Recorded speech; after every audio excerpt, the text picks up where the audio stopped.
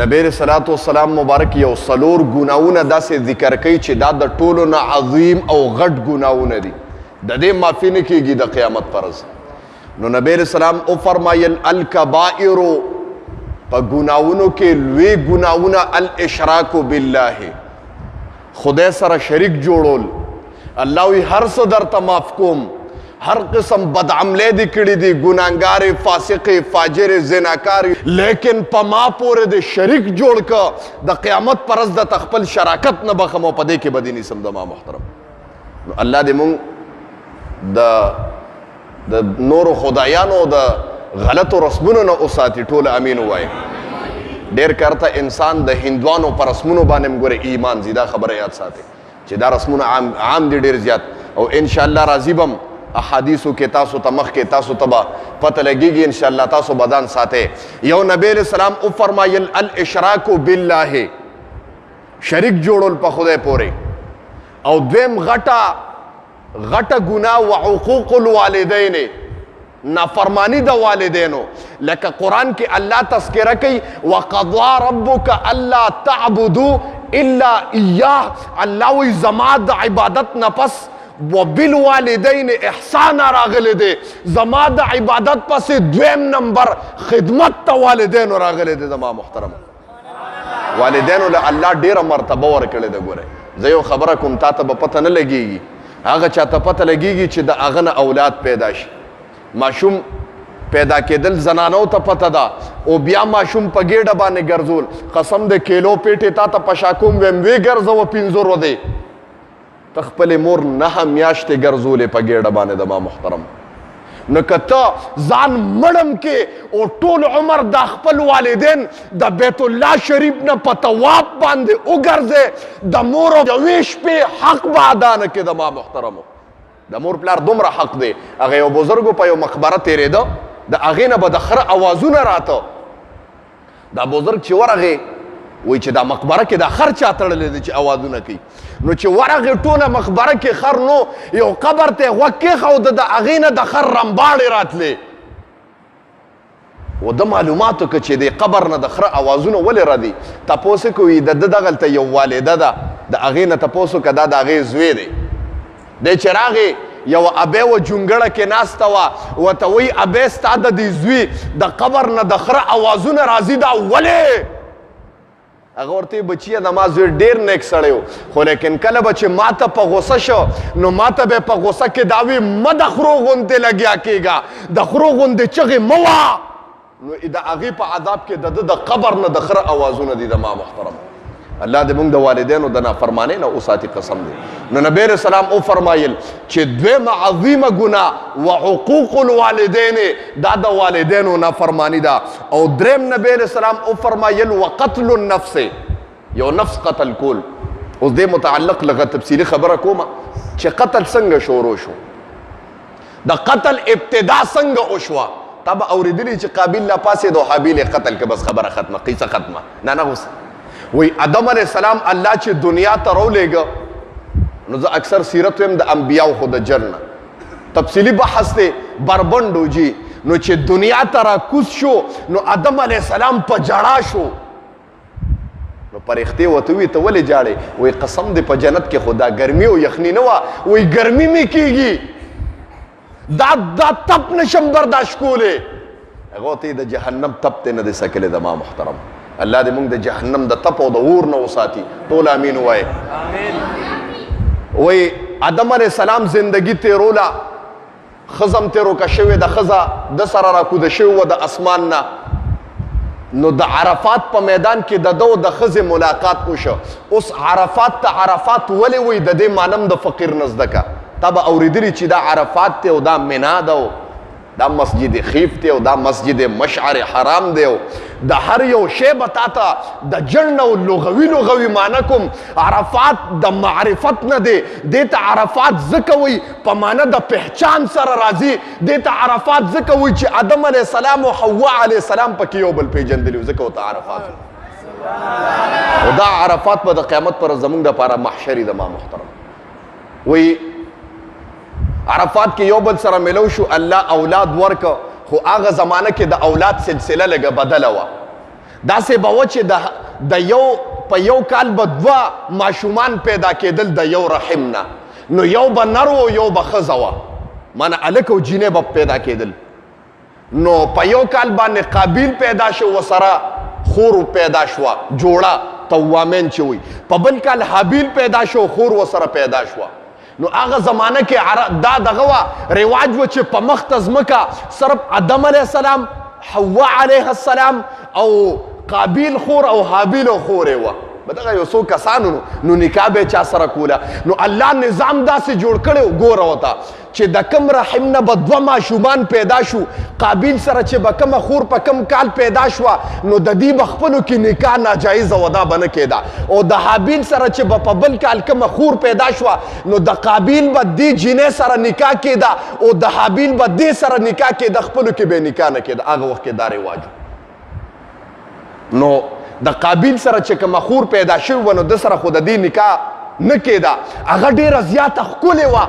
او د حابیل سره چې کومه پیدا شوې وه، هغه لږه ښکلې نه وه. نو قابیل وی چې زه به د خپلې خور سره چې زما سره جوړه پیدا شوې ده، دې سره به نکاح کوم. او آدم علیه السلام ورته چې بچیه دا خو زمونږ په دغه کې جایز نه دي، ته به د حابیل د خور سره نکاح کې، او حابیل به ستا چا صدقه خدای ته مقبوله شوه، هغه په حق باندې دی. نو حابیلم ګډ را پرځولې و قابیلم. نو د حابیل هغه ګډ چې و، نو هغه پخوا زمانه کې داسې په یو غره به کېښودو، نو یو اور غړغنډه به راله او هغه به یې اوسودو، اوچت به یې کړ، هغه به پته ونه لګېده. نو چې دا کار به وشو، نو د هغه صدقه به قبوله شوه. نو حابیلم صدقه وکړه او قابیلم، نو د قابیل هغه پاتې شو او د حابیل هغه قبوله شوه. نو قابیل وی بیا هم نه منم ما سره به نکاح کوي. د دې اختلافات جاري و، په ننس یو بل سره به اړامېده. آدم علیه السلام ډېر خفه و چې زما فیصله باندې زما اولاد ولې نارضا دی. پریشانی هله جوړېږي چې ستا اولاد تا ته ودرېږي او د تره اوچت شي، به دا لویه پریشاني ده په کور کې، دې نه لویه پریشاني نشته. بس آدم علیه السلام په سفر دی، قابیل رولګي د حابیل قتل که یو لویه ګټه تیږې واغشته او د سر له ولر وویشته. نو حابیل قتل که وفات شو. اوس چې حابیل وفات شو، د دنیا نظام بدل شو. په دنیا کې چې به څومره ونې وې، د ټولو ونو به میوې کولې، ټولو ونو میوې وغورځولې، غنې شوې. د سمندرونو رنگ بدل شو، سپوږمۍ تندر ونیوله، د اسمان رنگ بدل شو، په سمندرونو کې اوبه وچې شوې، د دنیا نظام بدل شو.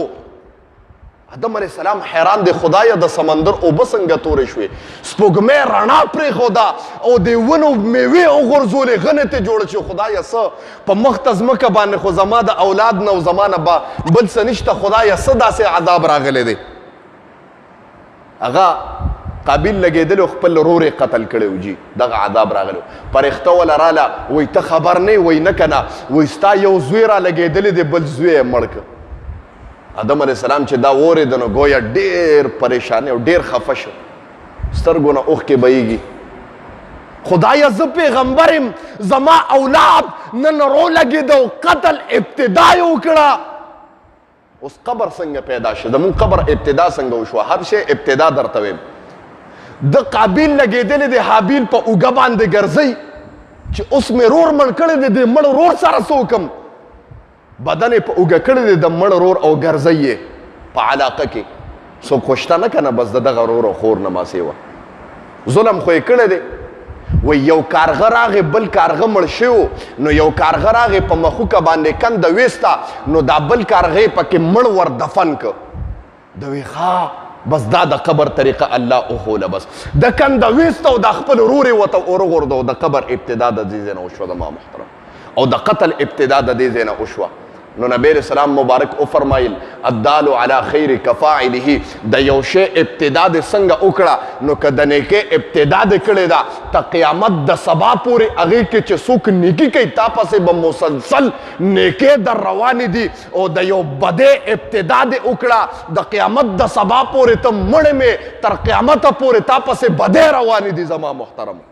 بس اوس تر قیامته پورې چې څومره قتلونه کېږي، په قابیل پسې سلسله شروع شوه. بس د قتل او دغه ابتدا د انسانیت د وفات ابتدا د دنه وشوه تر قیامت د سبا پورې چې ناجایزه مړی کېږي د قابیل په کاته کې به لیکلی کېږي د ما محترمو. بس نو خبره مې دې پورې کوله چې نبی علیہ السلام وفرمایل وقتل النفس، نفس بے دغه ناجایزه قتل کول عظیمه ګناه ده نبی علیہ السلام مبارک فرمایي.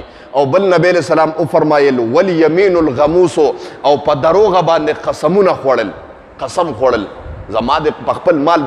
غموس اصل کې عربي زبان کې غوپې ته وایي، دې خبرې ته توجه شي. نو یمین الغموس غوپې والا قسم. نو کم کس چې په دروغه قسم خوري، محدثین حضرات فرمای الله به د یو قسم په مقابله کې جهنم کې غوپه ورکوي د ما محترمو. الله دې موږ د جهنم د غوفې نه وساتي. ډېره سخته غوپه ده. او مزه اکثر وایم ته د دنیاوي اور ته د ټینګ نه، ته دنیاوي ګرمۍ ته د ټینګ نه، خولې در باندې رابهیږي بیا د ټینګ نه. زه وایم قسم دې اور ته به څه ټینګ شي او د قیامت پر ورځ د جهنم اور ته به څه ټینګ شي. نو که د دې نه بچو غواړې چې د قیامت پر ورځ زما پاکي بیان شي او زما نبی علیه الصلاة والسلام مبارک د ما تحته معنی د سوري د لاندې راشم، د هغې د سنتو اتباع وکړه، حدیثو تکینا، خپل بچی احادیثو تکینا وا، دا به ستا دپاره د شفاعت سبب ګرځي او د جنت ته دننه کېدو سبب به یې د ما محترمو. حدیث ته غوږ کېدی. رب العالمین الله مونږ چې کوم درس ولسته خدایا دې مجمع واورېده او چا واورېده خدایا د دې په برکت باندې خدایا حاضرې مجمع ته په نظر د رحمت او شفقت باندې خدایا وګورې. د دې درس په برکت باندې خدایا د دې مجلس او د دې مجمع په زړه کې څه قسم شرعي حاجات دي خدایا د خپل در نه پوره کې. چاته څه قسم دردونه دي، مصیبتونه دي، مشکلات دي، پریشانۍ دي، بیماری دي خدایا په خپل دست قدرت خدایا ختم کې. الله دا کتاب د دې مجلس لپاره خصوصا هغه خویندې میندې چې دا ما دا درس اوري او د حدیثو دا درس اوري خدایا د هغې دپاره د جنت ته دننه کېدو سبب او شفاعت خدایا وګرځوه. د دې کتاب په برکت باندې خدایا مجلس کې ماشومان ناستي خدایا ماشومان دینداره کا، د چا چې ذوقي خدایا بچي ولا عالمان او حافظان کا، سپینګیري پکې ناستي خدایا عمر کې برکت واچوه، کاروباریان ناستي خدایا کاروبارونو کې برکت واچوه، فقیر سره چا محبت کړی دی خصوصي خدایا د هغې جزا ورته فی دنیا آخرت دواړو ورکه. خدایا چې څه قسم محبت او الفت ما فقیر سره کړی دی خدایا دغه محبت د ده دپاره د ده د خاندان دپاره د جنت ته دننه کېدو ټیکټ خدایا وګرځوه. دې کلي ته په نظر د رحمت باندې خدایا وګوره. الله دا کلي د هر قسم آفاتو بلیاتو اتفاقي حوادثو نه خدایا وساته. دا کلي د هر قسم جنگ جګړو پریشانۍ تاڼو کچرو هسپتالونو نه خدایا وساته. د دې کلي په مابین کې خدایا اتفاق او اتحاد نصیب کا. د دې خلکو چې څه نفرتونه بغضونه دي خدایا په الفت او محبت باندې بدل کا. خدایا په وخت ځنکدنم دا کلمه په ژبه راولي چې لا اله الا الله محمد رسول الله صلی الله علیه وسلم.